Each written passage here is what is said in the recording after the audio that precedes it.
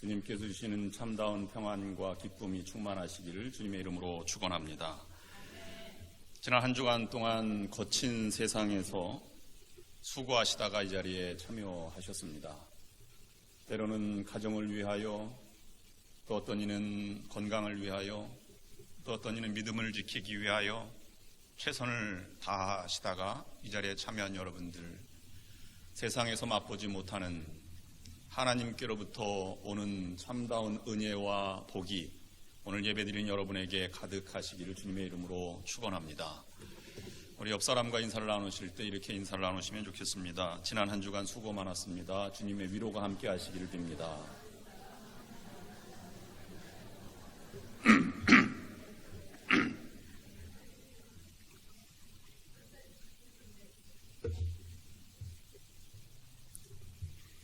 오늘 이 아침에 주님께서 여러분들을 이곳으로 부르셨습니다. 오늘 주님이 말씀하십니다. 수고하고 무거운 짐진 자들아 다 내게로 오라. 내가 너희를 쉬게 하리라. 나는 마음이 온유하고 겸손하니 나의 몽에를 메고 내게 배우라. 그리하면 너희가 쉼을 얻으리니 이는 내 몽에는 쉽고 내 짐은 가벼움이라. 이 같은 부르심 속에는 말할 수 없는 하나님의 사랑과 또 은총이 담겨져 있습니다. 특별히 예수님께서는 세상에서 여러분과 같이 수고하고 또 무거운 짐진 자들을 부르셨습니다. 주님께 나온 자는 참다운 쉼과 안식을 얻게 되실 것입니다. 오늘 주님께 나온 여러분들은 그 참다운 쉼과 평안과 안식을 누리고 계십니까? 아직도 버거운 삶의 현장을 분투하며 살아가고 계십니까? 오늘 우리에게 주시는 말씀을 통해서 진정으로 하나님의 위로와 또 축복이 함께 하시기를 축원합니다. 오늘 본문 말씀에는 위대한 초청 또 위대한 약속이 담겨져 있습니다. 위대한 초청은 수고하고 무거운 짐진 자들아 다 내게로 오라 하는 초청이고, 위대한 약속은 우리의 마음이 쉼을 얻을 것이라고 하는 약속입니다. 그리고 나서 용기를 되찾은 다음에 우리의 할 일에 대해서 말씀하고 있습니다. 나와 쉼을 얻고 예수님께 배우면 세상에서의 짐보다 더 가벼운 예수님의 몽에를 지게 될 것이라고 우리에게 초청하고 계신 것입니다. 예수님은 우리에게 참으로 쉼을 주실 수 있는 온유하고 겸손한 분이십니다. 이것을 역사는 분명히 우리에게 말씀해주고 있습니다. 역사뿐만 아니라 이민자로서 거친 세상을 살아오시고 또 살아가시는 여러분의 신앙의 경험은 분명히 이것을 말해주고 있지 않습니까? 지금까지 얼마나 많은 위로를 주님으로부터 받으며 살아오셨습니까? 내가 지금 나된 것은 모두 주님의 은혜입니다. 주님을 만났기에 이처럼 참 평강을 맛보며 살아갈 수 있게 된 것입니다. 오늘 이 아침에 나와 예배드리는 여러분 모두 이 초청에 초대되어서 참석하셨습니다. 주님의 위대한 약속인 참 안식과 평안, 그리고 가벼운 주님의 몽에를 메고 오늘 이전을 나아갈 수 있기를 원합니다. 오늘 본문의 말씀은 누가복음, 마가복음, 요한복음에는 나오지 않는 마태복음에만 나와 있는 독특한 말씀 내용입니다. 성서학자들은 주석을 달기에 본문에서 기독교의 칭의의 교리와 성화의 교리를 해석합니다.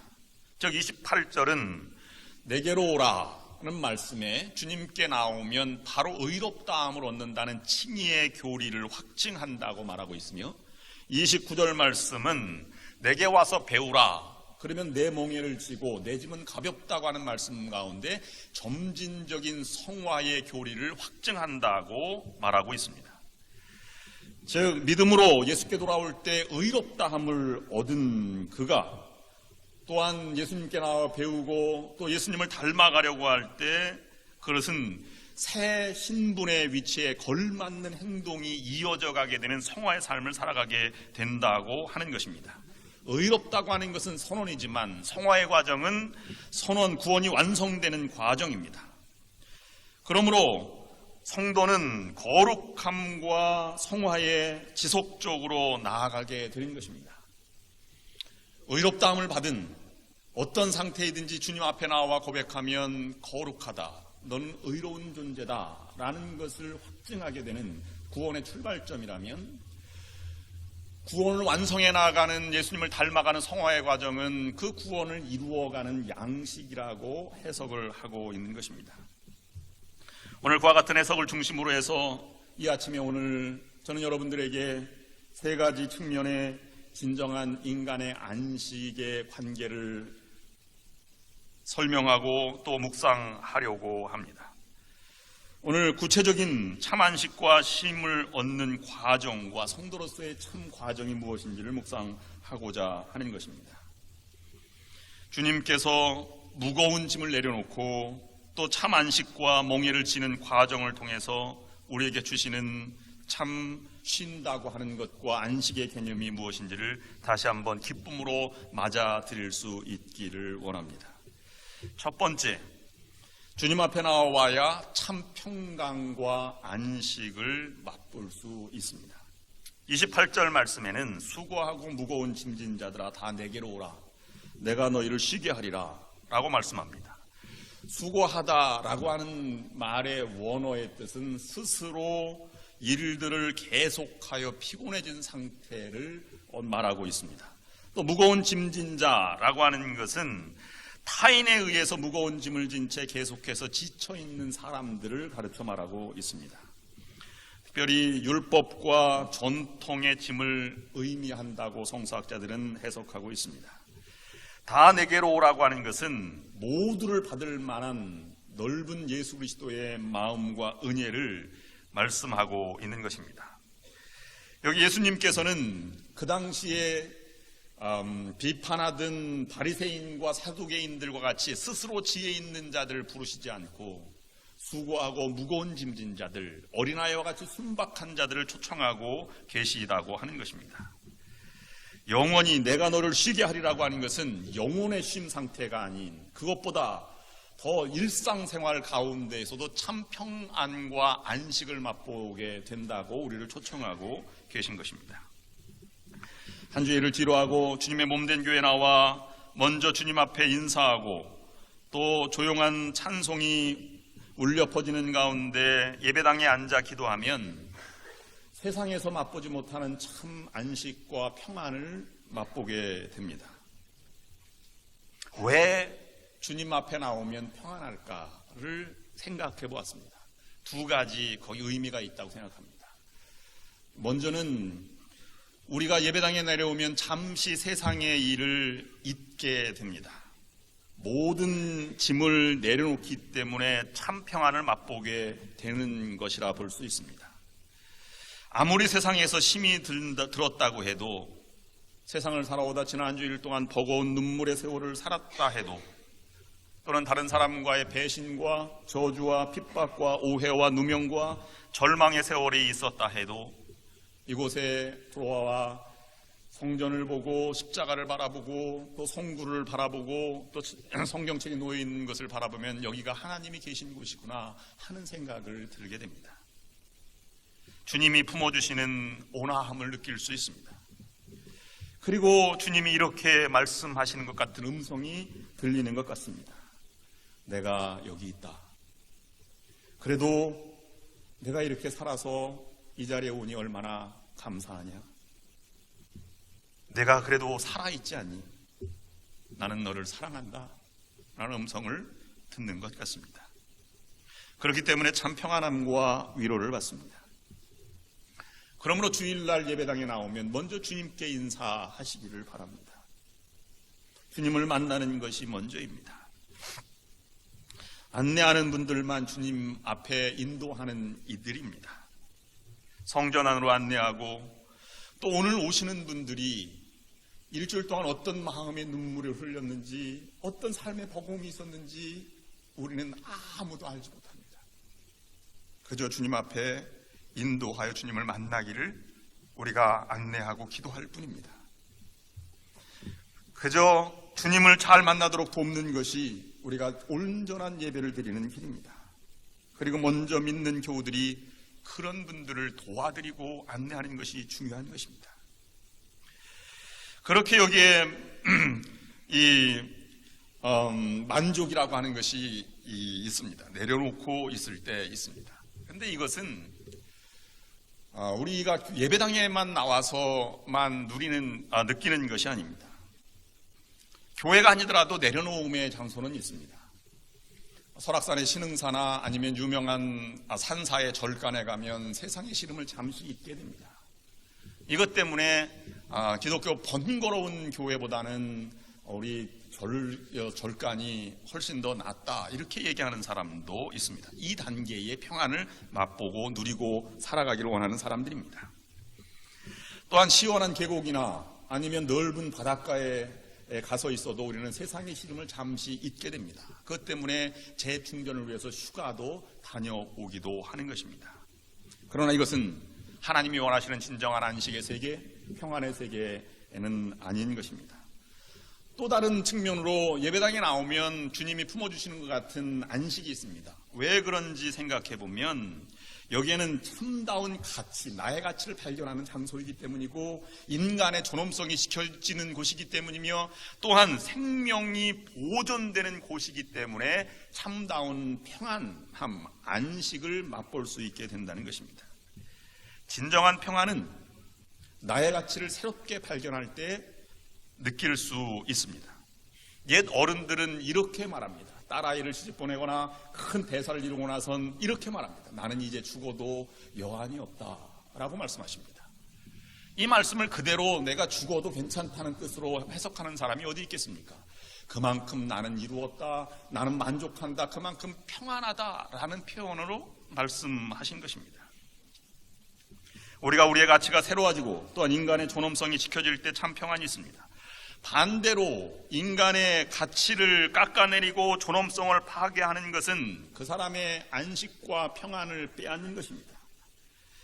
그러므로 교회가 교회다워지기 위해서는 교회에서는 어느 누구도 같이 하나님의 자녀, 하나님의 아들과 딸됨, 하나님의 왕자와 공주됨의 가치를 훼손해서는 안 됩니다. 조금이라도 그것을 건드려서는 참 평안을 맛볼 수 없는 곳이 되어버리고 마는 것입니다. 교회가 거룩한 곳이라는 뜻은 인간의 가장 기본적인 자존감 또는 존엄성을 지켜주는 곳이기 때문에 이곳을 거룩한 곳이라고 말하는 것입니다. 그러므로 교회에서는 어느 누구도 비난받지 말아야 하며 어느 누구도 판단되지 말아야 합니다. 존엄성뿐만 아니라 인간의 위험으로부터 생명이 보존되는 곳이기 때문에 거룩한 곳이 되는 것입니다. 그것 때문에 우리는 참 평안함, 만족, 안식을 누릴 수 있게 되는 것입니다. 오늘 본문 말씀에서는 두 번째로 주님께 배워야 참 안식이 있다고 우리를 초청하고 있습니다. 예수님께서는 팔레스타인 땅을 거니시면서 수고하고 무거운 짐진 자들을 부르셨습니다. 29절 말씀에 나는 마음이 온유하고 겸손하니 나의 멍에를 메고 내게 배우라 라고 말씀하고 있습니다. 내게 오라, 그리고 배워야 안식이 있다 라고 말씀하고 있는 것입니다. 참으로 위대한 초청이 아닐 수 없습니다. 행복하다고 하는 것, 참된 안식은 안식의 세계를 알지 못하면 참된 안식을 누릴 수 없고 느낄 수 없습니다. 마치 행복하다는 것을 그저 육체적인 것만 가지고 행복을 말할 수 없는 것과 마찬가지입니다. 영혼의 깊이와 영혼의 안식이 얼마나 소중한지를 배워야 아는 것처럼 이런 행복을 우리가 맛보아 알 수 있는 것입니다. 저는 운동을 매우 좋아합니다. 볼링을 특별히 잘 좋아합니다. 이 볼링을 치면서 점수가 많이 나올 때 여러분 얼마나 기쁜지 아십니까? 점수가 많이 나온 날은 잠도 잘 옵니다. 다음에 언제 또 그 점수를 낼까 기대하면서 평안한 마음으로 하루하루를 보냅니다. 운동을 알지 못하면 그 세계를 알지 못하는 것입니다. 인생도 마찬가지입니다. 배워야 참 인생의 의미와 참 평안을 맛볼 수 있습니다. 배운다고 하는 말에 오늘 예수님을 소개하고 있는 본문 말씀 우리가 귀담아 들어야 합니다. 나는 마음이 온유하고 겸손하니 라는 말씀에 마태복음 저자가 쓴 의도는 메시아가 올 때의 상태를 말하고 있는 것입니다. 그것은 이사야는 이사야서 53장의 마지막 종말에 메시아가 나타나면 그가 도살장에 끌려가는 어린 양의 모습으로 나아가게 된다는 것을 말하고 있고, 유대인들을 위한 복음을 쓴 마태복음의 저자 마태는 그것을 예언의 성취로 바라보고 오늘 이 말씀을 우리에게 전해주고 있는 것입니다. 그 사람이 바로 우리 인생을 책임질 메시아이다. 그는 마음이 온유하고 겸손하다. 이 마음이 온유하고 겸손하다는 말은 그저 화를 참고 화를 내지 않거나 온순하다는 뜻이 아닙니다. 그만큼 우리의 죄를 짊어지고 갈 섬김의 자세가 되어 있고 능력이 있는 종의 신분이 되었다고 말하고 있는 것입니다. 내게 배우라고 하는 말은 나를 따르라, 내 경험을 배우라고 하는 말이 아니라 계시된 진리의 말씀을 들으라고 하는 말씀입니다. 너의 마음이라고 하는 것은 온 내 마음 전체를 가르치는 것입니다. 쉼을 얻는다고 하는 것도 그것이 발견되어 있고 또 찾아진다는 것을 말하고 있습니다. 그러므로 이미 안식이라고 하는 것은 예수 그리스도 안에 존재하고 있는 것인데 그것을 배워서 깨달으라고 우리에게 말씀해 주고 있는 것입니다. 이 안식일을 방해하는 것들을 우리가 분명히 알아야 합니다. 그래야 예수님이 그것을 짊어지고 가실 분이라고 하는 것을 우리가 의탁할 수 있게 된다는 것입니다. 유대인 학자들은, 특별히 성서학자들은 이 무거운 짐이라고 하는 것을 율법의 무거운 짐으로 먼저 주석해서 해석을 하고 있습니다. 율법의 짐은 너무나 무겁게 다가왔습니다. 특별히 성결운동, 이스라엘의 회복운동을 하면서 우리가 율법으로 새로워지지 않으면 이 땅이 멸망당할 것이고 희망이 없다고 하는 바리새운동이 일어난 다음부터 율법은 하나님의 은혜요, 인간이 살아가는 규칙이요, 감사의 조건들로 활용된 것이 아니라 반드시 지켜야만 하는 계명들로 남게 되었습니다. 그래서 안식일을 거룩하게 지켜라고 하는 말에 그 거룩하게 지키라고 하는 규정에만도 39가지가 되어서 불을 떼지 말아야 한다, 멀리 가지 말아야 한다. 이것 때문에 오늘날도 안식일날은 그 세베스 엘리베이터라고 하는 매 층마다, 주일날은 버튼을 누르지 못하니까 매 층마다 쓰고 자동적으로 문이 열려서 자기가 원하는 곳에 내리도록 하는, 또는 냉장고도 문을 열면 불이 켜지기 때문에 주일날은 불이 꺼지는 냉장고를 삼성에서 개발해서 이스라엘에 판매한 적도 있습니다. 너무 무거운 짐으로 다가오니까 이런 이야기도 있습니다. 어떤 과부와 딸이 둘이 살고 있었는데 너무 가난했습니다. 밭대기 하나만 있어서 겨우 먹고 살 지경이었습니다. 근데 밭을 농사를 지려고 하니까 율법책에 이렇게 나온 것입니다. 성경에 너는 밭을 가려고 할 때 소와 나귀가 함께 밭을 갈아서는 안 된다는 표현이 있습니다. 또 씨를 뿌리려고 하니까 한 밭에 상추도 심고 고추도 심어야 하는데, 예를 들자면 그렇다는 것이지요. 근데 율법 성경 말씀에는 한 밭에 두 종자를 뿌리지 말라는 말씀이 있어서 그렇게 할 수도 없었습니다. 또 농사를 지을 때 모든 곡식을 거둬들여도 많지 않은데 너는 곡식을 두고 다시 집에 돌아왔거든 그 단을 가지러 다시 가지 말라는 율법 말씀이 생각이 났습니다.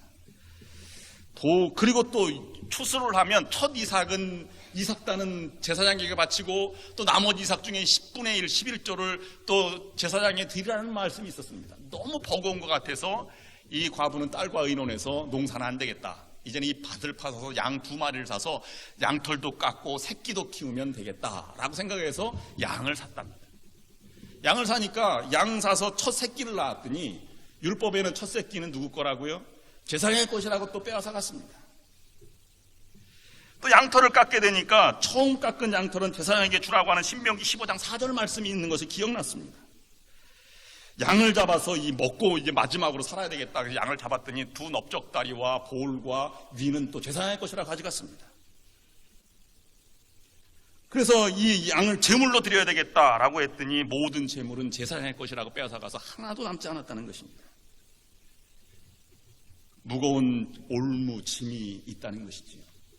우리도 알게 모르게 무거운 짐들이 너무나 많이 있습니다. 사회적인 간섭 해나가야 할 일들이 많이 있습니다. 이것도 예수님 율법을 해방하러 오신 예수님처럼 우리의 짐을 해방하러 오신 예수님을 알아야 그것을 맡길 수 있는 것입니다. 다음으로는 인생의 무거운 짐은 탐욕을 들 수 있습니다. 탐욕 때문에 채워도 채워지지 않는 만족이 없습니다. 배고픔으로 좀 더 이 무거운 짐을 찾아서 안겨 버겁게 살아가게 됩니다. 탐욕은 우리 인생을 얽어매는 사슬이 될 수 있습니다. 많은 사람들이 탐욕 때문에 인생을 망가뜨리기도 하고 부끄러운 인생의 자취를 남기기도 하지 않습니까? 탐욕 때문에 법도 어기고 가정을 깨뜨리고 후회하는 사람들도 많이 있습니다. 욕망이 무거운 짐이 되어서 그대로 따라가는 사람이 얼마나 많이 있습니까? 이 짐도 주님 앞에 내려놓을 때 쉼을 얻을 수 있다는 것입니다. 우리가 인간이 스스로 극복하지 못할 것들이 있습니다. 죽음의 문제, 그것도 짐입니다. 또는 고통의 문제도 있습니다. 또는 죄의 문제도 있습니다. 이것도 모두가 다 하나님께, 주님께 맡길 때 주님이 그 인생을 책임지시고 또 죄를 사해 주시고 주홍 같은 죄일지라도 양털같이 휘어지는 은혜를 입게 되는 것입니다. 성경을 보면 또 염려와 걱정을 짐처럼 가지고 살아가는 자들에게 산상수훈에서는 염려하지 말아라. 염려를 위해서 예수님은 두 가지를 했습니다. 첫 번째는 염려하지 말라. 내가 염려함으로 키는 한 자로 더할 수 없다라고 하는 말씀을 해주셨습니다. 다음으로 염려를 주님께 맡기라고 하셨습니다. 우리가 고민하고 걱정하지 않으려고 해도 걱정하지 않고 살아가는 사람이 어디 있겠습니까? 누구는 걱정하고 싶어서 걱정됩니까? 그것 때문에 잠이 안 오는데 어떻게 합니까? 그것을 위해서 예수님께서는 내게 맡겨라, 내게 내려놓아라 라고 말하고 있는 것입니다. 물론 걱정해야 될 것은 걱정으로 해결돼야 할 부분은 걱정해서 그것을 늘 염려하고 걱정함으로 해결을 해야 되지만 그렇지 않은 것들을 향해서 늘 걱정한다고 해결되는 부분이 아니라고 하는 것입니다. 우리가 믿는 예수님은 그런 것을 담당할 분이십니다. 우리를 우리보다 더 사랑하시고 내가 아는 것보다 더 잘 알고 계시기 때문에 내 모든 상태와 걱정과 염려를 아신다고 하시는 것입니다. 우리가 최선을 다해 노력하지만 모든 결과는 하나님께 맡기는 것이 중요한 것입니다. 맡긴다고 하면서도 그 결과를 드리지 못하기 때문에 염려와 걱정을 지고 인생을 살아가는 사람이 많이 있습니다. 하나님께 맡기신다면 결과까지도 맡기실 수 있기를 바랍니다. 꼭 이래야만 한다고 하는 집착을 버려야 합니다. 이대로 되어야만 한다는 것은 우리의 생각이지 더 좋은 것을 주시려고 하는 하나님의 뜻이 아닐 수도 있습니다. 그런데도 우리는 전능하고 위대하신 하나님을 믿는다고 하면서도 끝내 하나님 편에 내가 설득되기보다는 오히려 내 뜻을 가지고 하나님을 설득하라는 경향이 얼마나 많이 있습니까? 그것 때문에 무거운 짐을 가지고 살아갑니다. 하나님 보실 때 최선이 아닌데도 주님, 우리가 그렇게 살아갈 때도 많이 있는 것입니다. 그러나 주님은 내게 내려놓아라 라고 말하고 있는 것입니다. 우리를 얽어매는 율법의 짐, 죄와 죄책의 짐, 또는 죽음과 고통의 짐, 염려와 걱정의 짐을 내게 와서 내려놓고 주님의 말씀을 들으라고 말하고 있는 것입니다. 그래도 참 안식, 주님이 주시는 참 안식과 평안을 그곳에서 맛볼 수 있습니다. 그러나 더한 것은 마지막 절에 나와 있는 29절 말씀입니다. 나의 멍에를 메고 내게 배우라. 내 멍에는 쉽고 내 짐은 가벼움이라. 주님은 내 멍에를 메라고 말씀하십니다.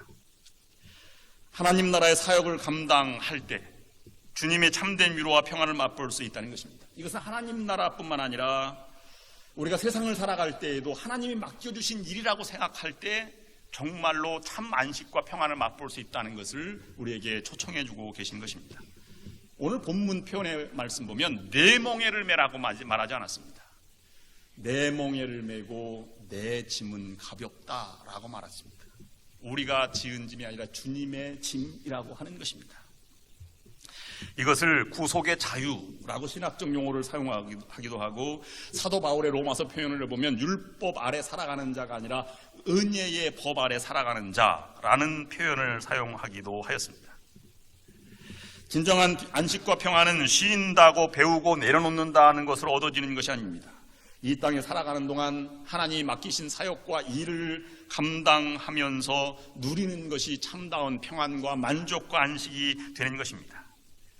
나의 멍에를 메라고 하는 것을 유대 사회에서는 스승과 제자의 관계를 사용할 때 사용됐던 용어였습니다.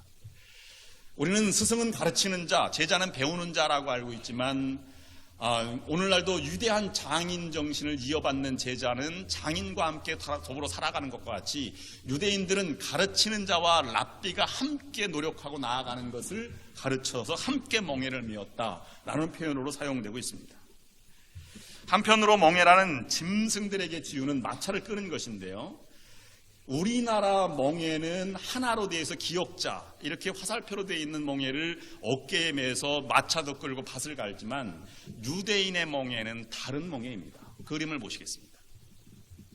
신약시대의 멍에는 이렇게 소 2마리가 멍에를 메고 뒤에 줄을 메어서 끌도록 하는 멍에였습니다.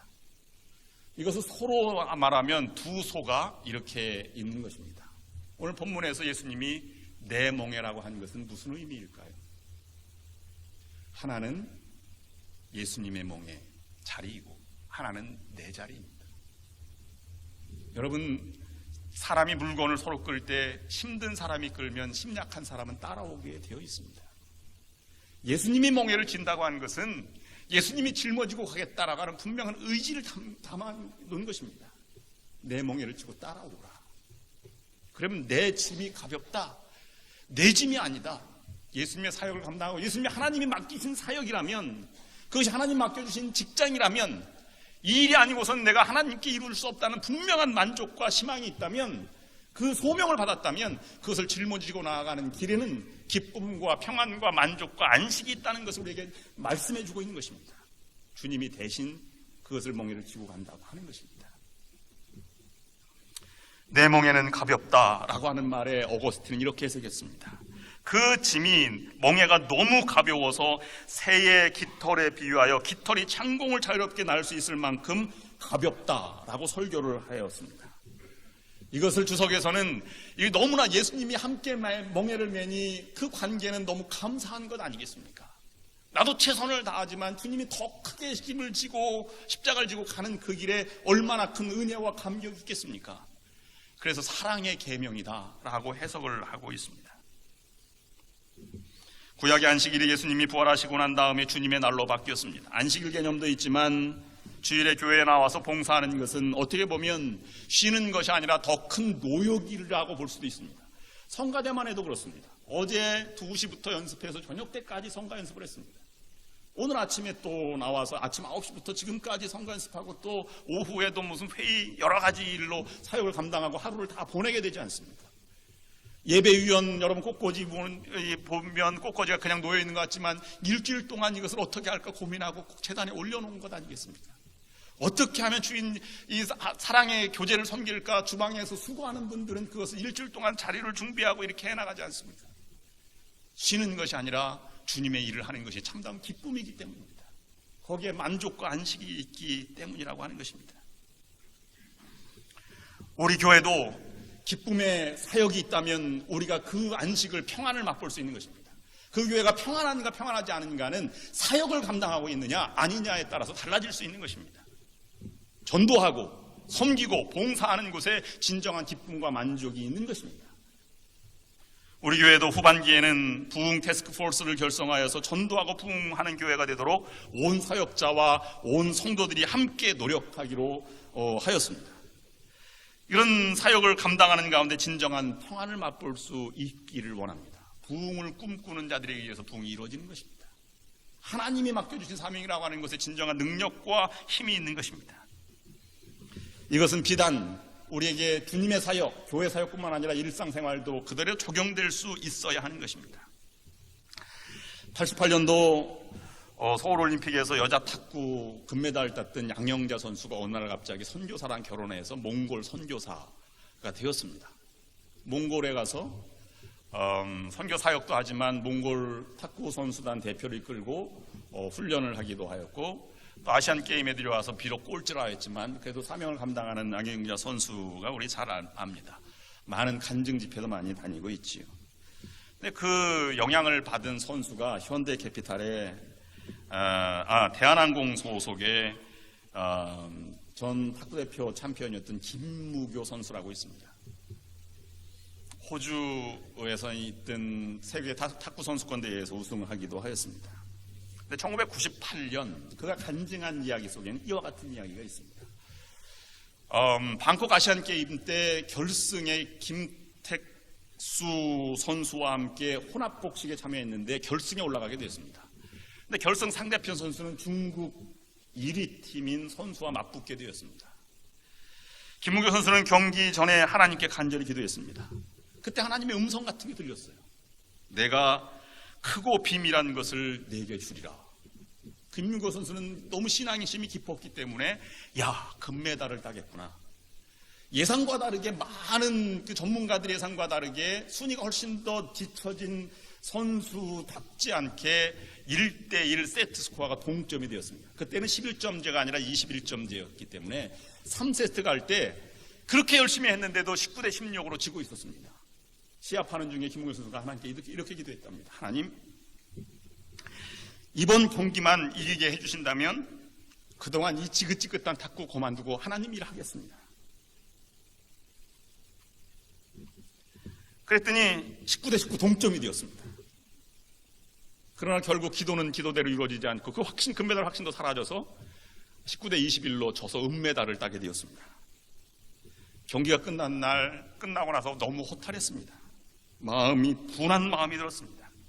하나님도 이렇게 확신을 주셨는데 우승을 금메달을 주시지 않은 것에 너무 속상했습니다.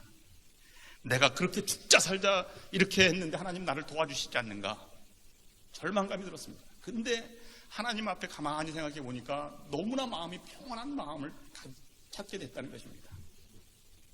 내가 그동안 금메달 우승 기도했던 것이 무엇이었는가? 그렇게 깨닫는 순간 내가 승패에 너무 연연하지 않았나 이런 생각이 들었다는 것입니다. 바로 내가 이 하나님이 주신 이 재능을 가지고 탁구를 하지 않고 내 욕심으로 탁구를 했구나 하는 생각이 들었습니다. 그걸 깨달았습니다. 크고 비밀한 일을 내게 주리라고 하는 것은 금메달이 아니라 내가 탁구를 사랑하고 하나님을 사랑하는 관계를 주신다고 한 말씀이었구나. 그래서 그는 자유로워졌고 신앙의 삶으로 탁구를 즐기게 되었습니다. 그 자리에서 무릎을 꿇고 기도를 드렸다고 합니다. 그 이후에도 성격도 얼굴 표정도 달랐습니다. 최선을 다하지만 승패는 하나님께 맡겼습니다. 예수 안에서의 참다운 할 일을 발견한 한 영혼의 기쁨의 모습 아닐 수 없습니다. 주님께서는 오늘 여러분들을 초청하고 계십니다. 세상에 버겁고 눈물겨운 삶을 살아가신 여러분들을 오실 때마다 위로해 주실 것입니다. 그 위로를 여러분 받으시기를 바랍니다. 위로받는 것으로 만족하지 않고 하나님의 말씀을 그리스도께서 짊어지고 가는 것을 배워야 그것을 맡길 수 있고 평안을 맛볼 수 있습니다. 그것으로 만족해서는 안 됩니다. 하나님이 맡기신 사명이 무엇인지, 내게 주신 일이 무엇인지를 깨닫고 그 길을 함께 주님과 함께 멍에를 매면서 내 일이 아니라 주님의 일을 하게 하시면서 참다운 기쁨과 만족을 누리시는 여러분 모두가 될 수 있기를 주님의 이름으로 축원합니다. 기도하시겠습니다. 하나님, 우리에게는 감당하기 힘든 버거운 눈물겨운 짐이 있습니다. 주님 앞에 나올 때마다 그 짐을 내려놓게 하여 주시옵소서. 또 주님께 과감히 맡길 수 있도록 주님의 말씀을 배우고 그 주님께 인격적으로 내어드리는 저희들이 될 수 있도록 인도하여 주시옵소서. 또한 그 주님과 함께 주님이 주시는 멍에를 메고 즐거운 마음으로 가벼운 멍에를 메고 우리의 남은 삶을 살아가는 저희들이 될 수 있도록 축복하여 주시옵소서. 예수 그리스도의 이름으로 기도드립니다. 아멘. 다 함께 응답의 찬송 415장 부르시겠습니다.